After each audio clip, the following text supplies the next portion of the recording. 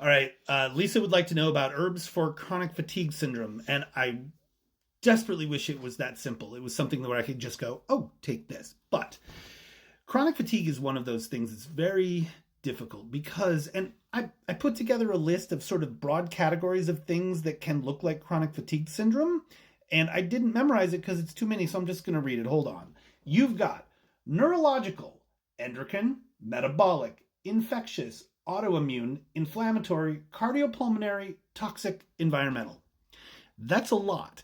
And until you can nail down or, narrow down where on that list you're coming from, taking any one thing to try and support that is going to be really difficult. And so I wish it were simpler, but I just don't think it is. Now, in terms of energy, I think I can make a recommendation. It is something that we make.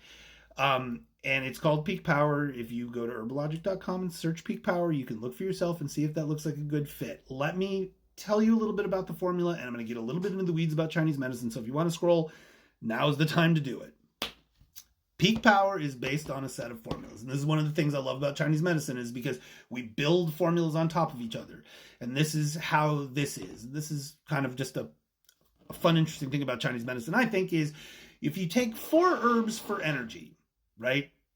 We'll call it Sejenzatong, the 4 Gentlemen's Decoction. Great, basic, gentle tonic for energy. Not like, energy, but just like, I can meet the needs of the day. And then you add 4 herbs for blood. In Chinese medicine, qi and blood balance each other out. Then what you do is you get 8 herbs together, and that is called Bajintong. Oftentimes it gets translated or sold as women's 8 treasures because it is oftentimes used for recovery from postpartum, menstrual issues. It's a good basic tonic to gently build back.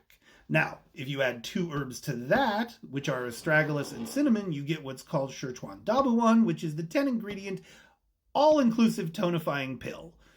And that's basically what Peak Power is, except for one thing, is we took the cinnamon out because it's too hot for people to take on a regular basis. It could cause problems.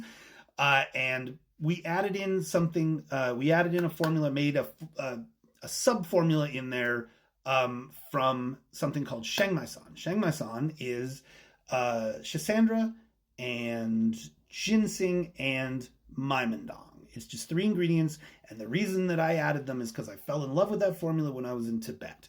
Shengmaisan is something that you take when you go to altitude, and I had such a good experience taking that and just feeling at home at 14,000 feet that I wanted to add it to this formula for its ability to help with being at altitude. That's why we call it Peak Power. Anyway, so those are the herbs in there. It's a gentle way to try and rebuild. And if that's what you need, then this might be a good match.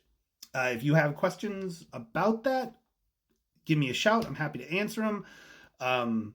But I want to make sure that taking herbs is not a substitute for getting medical care, especially when you're dealing with something as complex as chronic fatigue syndrome. Chronic fatigue syndrome.